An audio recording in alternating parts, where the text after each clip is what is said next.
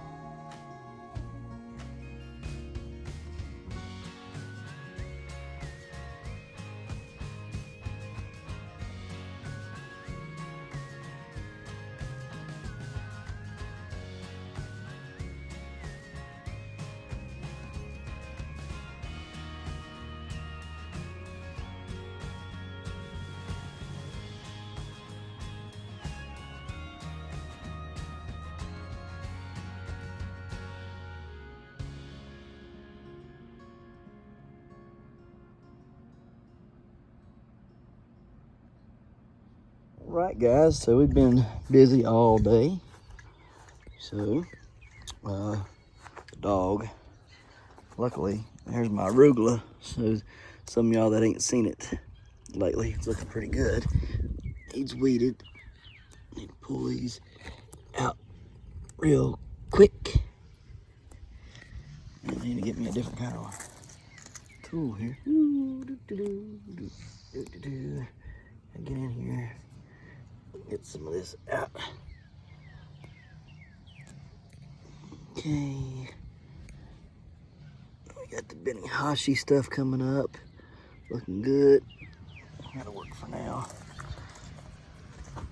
Anyways, Benihashi stuff there. You can see our red lettuces right there. Right there. Right there. So it's all looking good. They come up red out here. If you plant them inside, they come up green. Look at all that lush lettuce. We're gonna be out here eating like rabbits. A lot of lettuce. Anyhow, got that. I'm gonna show you pumpkins over here. We're gonna be planting watermelons this evening. So we'll show you all that and the process and the steps that we've already took to soak the seeds and all that stuff.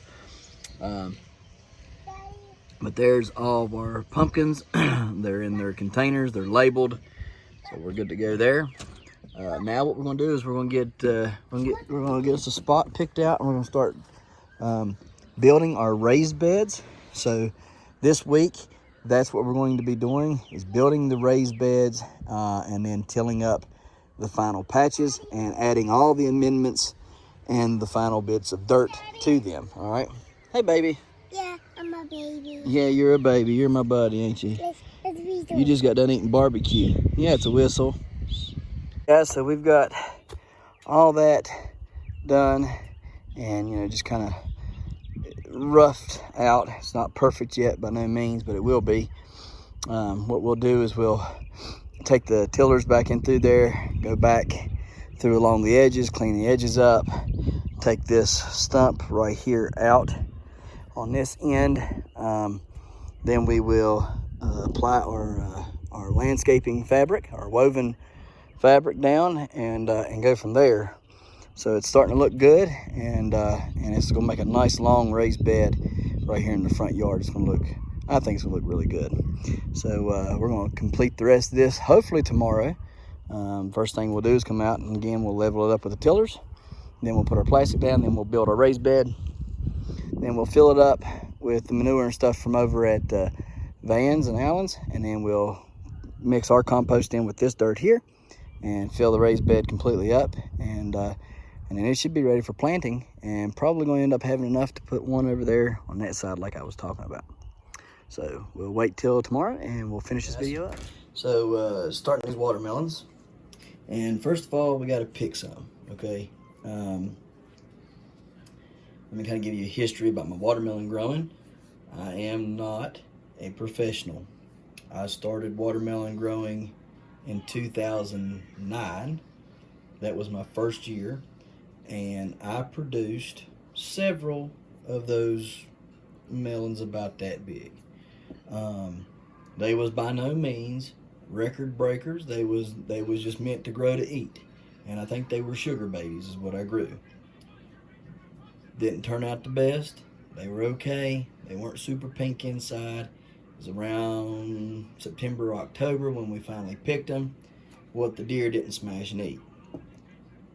I also tried it again in 2012. Production.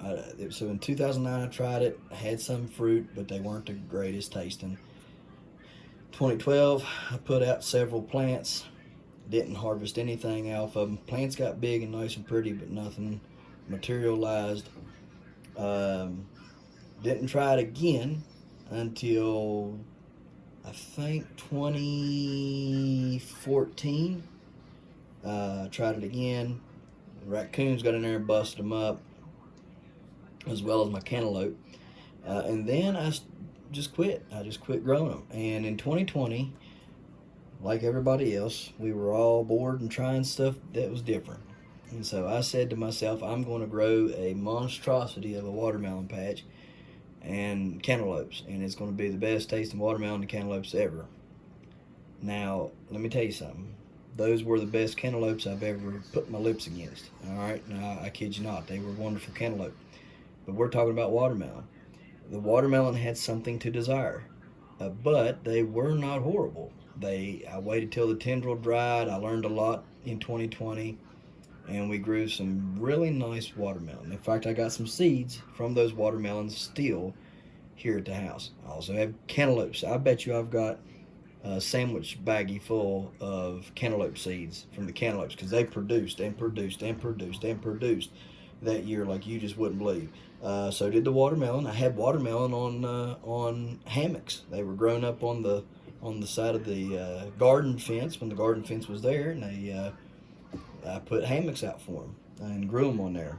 We had several of them that hit probably 20, roughly around 15, 20 pounds. So we did pretty good. And then last year, bring us around to last year, and you can go back and watch last year's videos. I'm still trying to figure out how to pull my 2020 videos off of Facebook and get them uploaded to YouTube. A little bit difficult, but I believe I can do it. So you guys can see some of the stuff that we've done through the, so we can go from 2020 till present, and you guys can see how much I have, overcome, how much it's changed around here, my different styles and techniques, and how I've evolved into the grower I am now, just since 2020. I took a hiatus in 2019, which my little boy, we brought him home from the NICU, and everything was crazy in 2019. So I took a hiatus. In 2020, you know how it was. So 2020, we started anew. And it was fun. It was a lot of fun. I was very involved in it and just taken by everything. God really blessed it that year. I was just amazed at the production. And then last year, again, God blessed it. There was amazing production and activity. Did have some issues with some of the stuff like the tomatoes, but we still had good production. But anyhow, last year you can see those watermelons I planted, and they were the Carolina Cross. By that time I was well aware of giant watermelons, right? I knew that basically you had to get a giant watermelon seed from a giant watermelon like you do your giant pumpkins, right? Atlantic Giant store-bought seeds are nothing like the seeds that you get from me or other growers.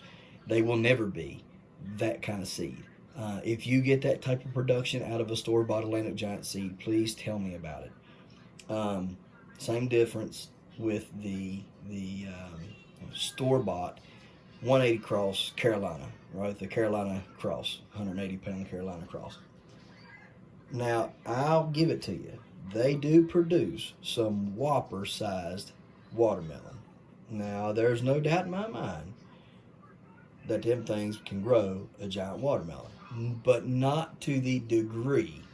Now, for around here, if I put them watermelons I grew last year out like I did, people be like, my goodness, look at the watermelon. And I'm thinking this thing's tiny. It's as big as a 5-gallon bucket or bigger, 50, 60 pound. And I'm thinking, these things are babies, 30 pounders, or I'm calling them. Excuse me. So you can kind of see the evolution of my thinking, my growing, and all that, and how I look at things. If it's supposed to be a giant, I expect it to be a giant, right? So I struggled last year. I had a lot of things in my mind the way I wanted them to go, and they did not turn out. I'm hoping that everything I have formulated in my mind this year materializes outside in the garden, right? And in the grow patches, but we'll see. Last year I crammed 6 plants, 6 giant watermelon plants. I crammed them on the fence line. I gave them roughly 50 square foot to grow for all of them. They climbed up the fence. They climbed over into the pumpkin patch that was not giants. They climbed over through there. They were up in the tomatoes. They were over in the giant butternut, everywhere, right? And so I had, even the giant butternut was over in them. I mean, it was just crazy, right? So trying to not get into that kind of mess this year, I believe, because there'll be no fence, just the main yard fence and not a garden fence. I believe that's going to help a lot. And so anyhow, this year we have true seeds from true giants. And I believe that it's this that will carry me through to beat the record. And I believe the record's like 195 something. And I know Kerry Gross holds the record for the giant watermelon in West Virginia.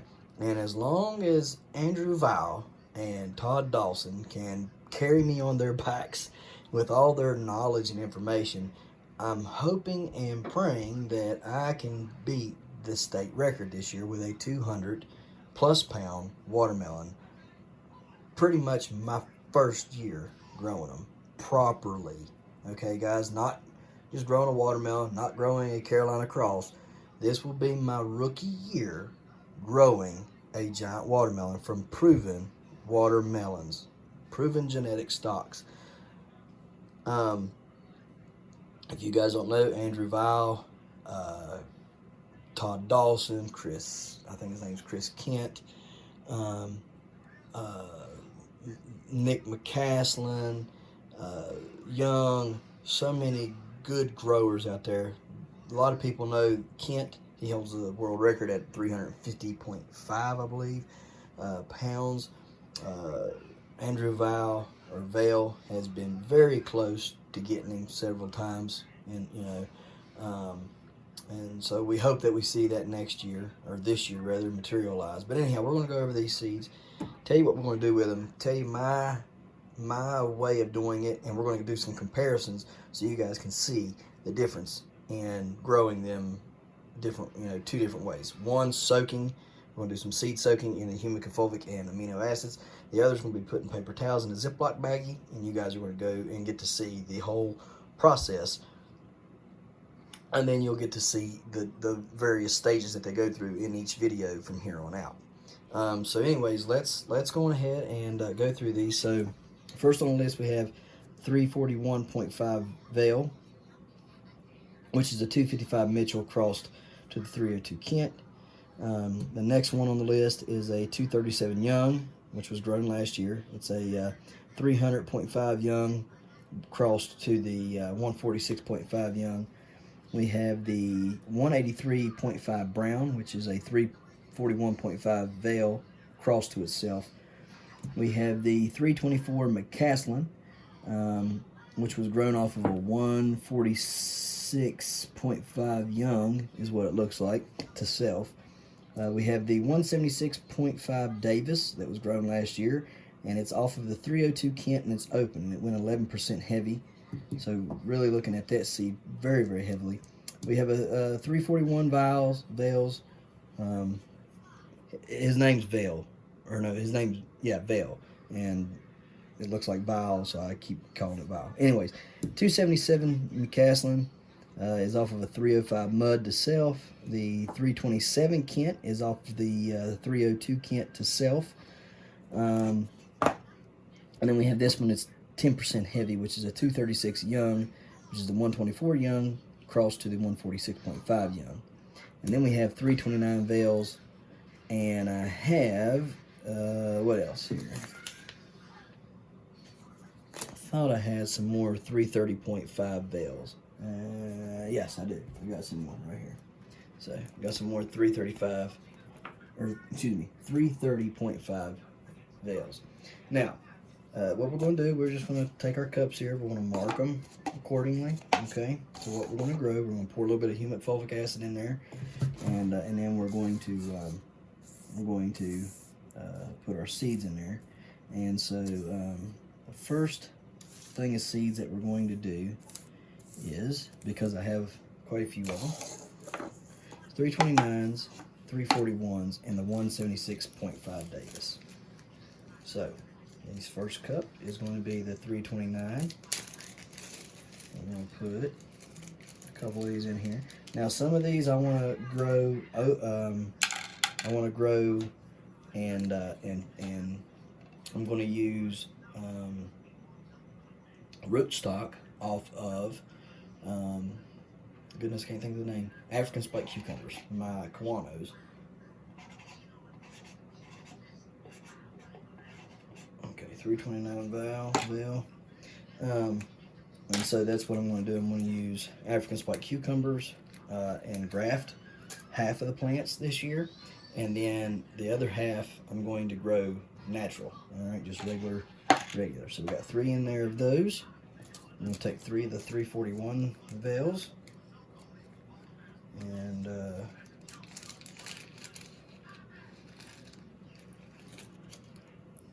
put there.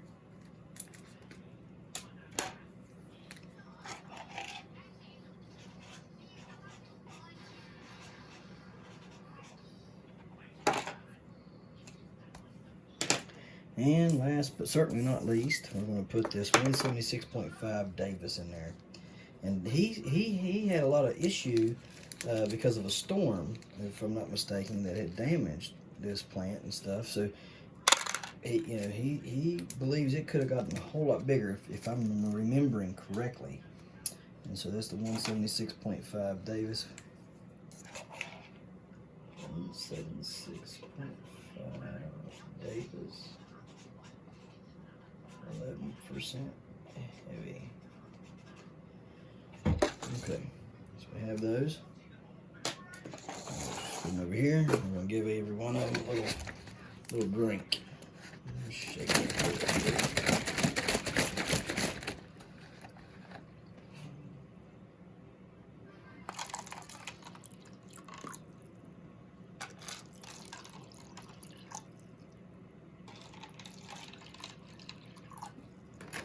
Okay.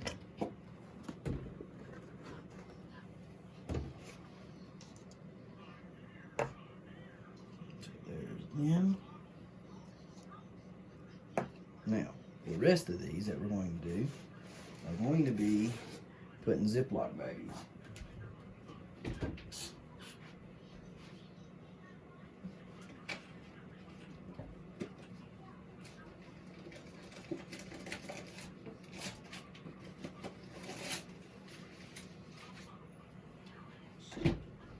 Now, there's no need to start a big bunch of them. I'm only going to start with a need. And I don't know, I may end up starting a few more. But we'll see. But for now, I'm going to, got the paper towels right there. Okay. I'm going ahead and write the names on these. This right here is going to be the 330. 0.5 Val. And this one here is going to be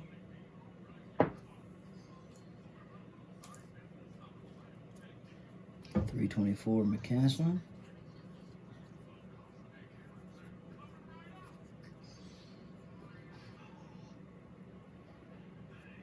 And then we're going to go with the 327 Kent.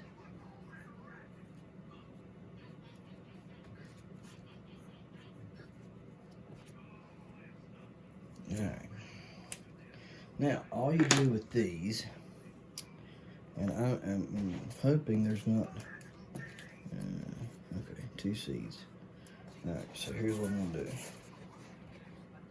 These are good, thick, very, very, very, very thick paper towels, guys. I mean, super thick. Take it like so. I'm going to fold it in half before I put the seeds in, like so. I'm going to take those seeds,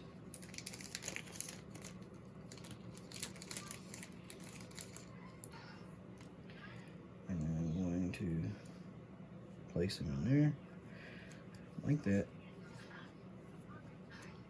I'm going to fold that in half. Okay, now, open the bag, check it, 327 Kent, 327 Kent.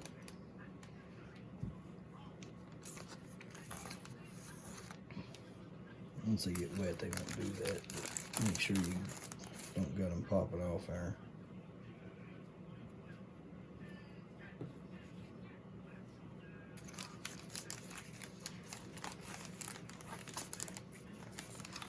Get in the bag. Wet her down.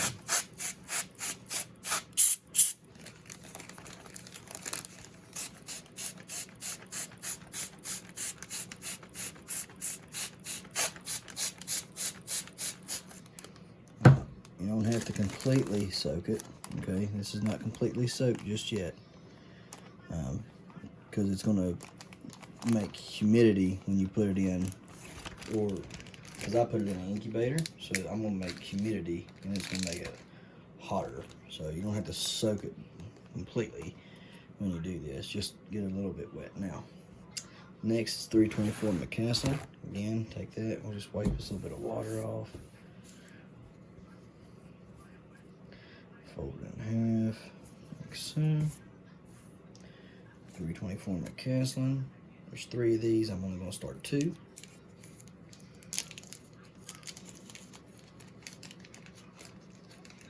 I try to be conservative when I don't have many of a certain seed. No sense in me starting all of them if I don't have to. I don't have to. So there's that. We have checked it and confirmed it is a 324 McCaslin. Press it tightly. Open the bag.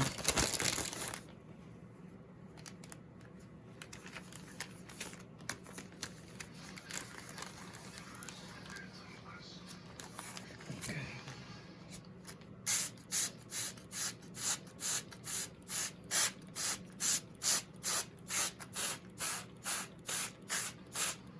Okay. There's that.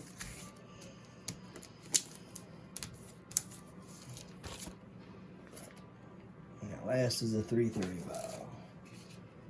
Where did it go? There it is. Right there.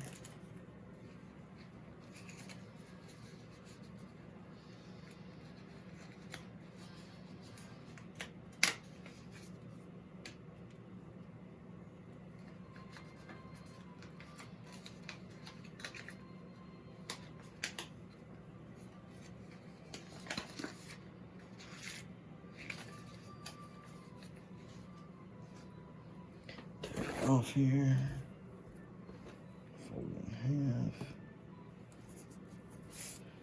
like so. Place it there like that. Fold it again in half.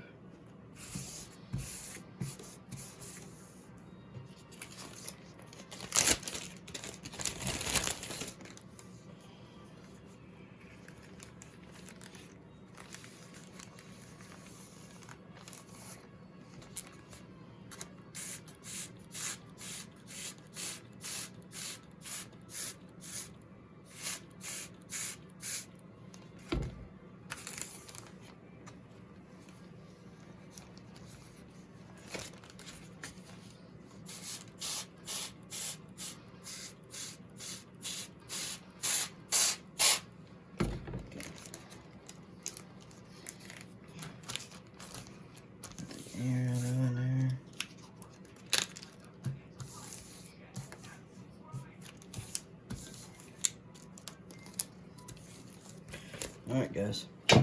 Now those are all ready to go. And next, we're going to be making videos about bushel gourds. So we'll have another video up right after this one.